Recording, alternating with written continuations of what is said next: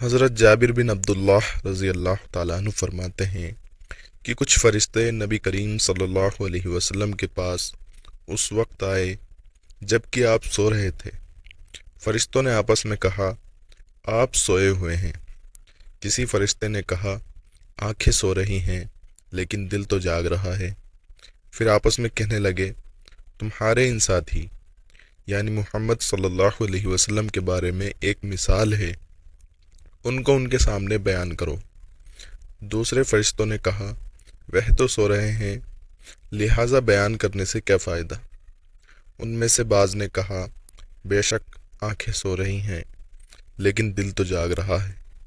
پھر فرشتے ایک دوسرے سے کہنے لگے، ان کی مثال ایسی ہے جیسے ایک شخص نے مکان بنایا اور اس میں دعوت کا انتظام کیا، پھر لوگوں کو بلانے کے لیے آدمی بھیجا۔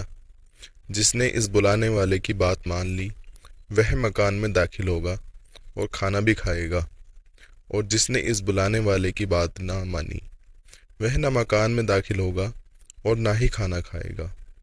یہ سن کر فرشتوں نے آپس میں کہا، اس مثال کی وضاحت کرو تاکہ یہ سمجھ لیں۔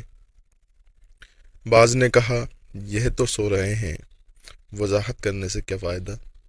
دوسرے نے کہا، آنکھیں سو رہی ہیں مگر دل تو بیدار ہے۔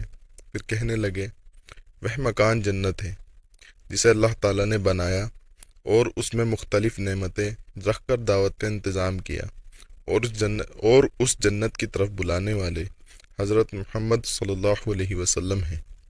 جس نے محمد صلی اللہ علیہ وسلم کی اطاعت کی اس نے اللہ تعالیٰ کی اطاعت کی، لہٰذا وہ جنت میں داخل ہوگا اور وہاں کی نعمتیں حاصل کرے گا، اور جس نے محمد صلی اللہ علیہ وسلم کی نافرمانی کی اس نے اللہ تعالیٰ کی نافرمانی کی، لہٰذا وہ جنت کی نعمتوں سے محروم رہے گا۔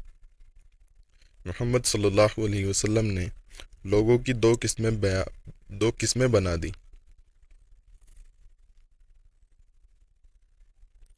ماننے والے اور نہ ماننے والے۔ بخاری شریف کی روایت۔ فائدہ: حضرات انبیاء کرام علیہم السلام کی یہ خصوصیت ہے کہ ان کی نیند عام انسانوں کی نیند سے مختلف ہوتی ہے۔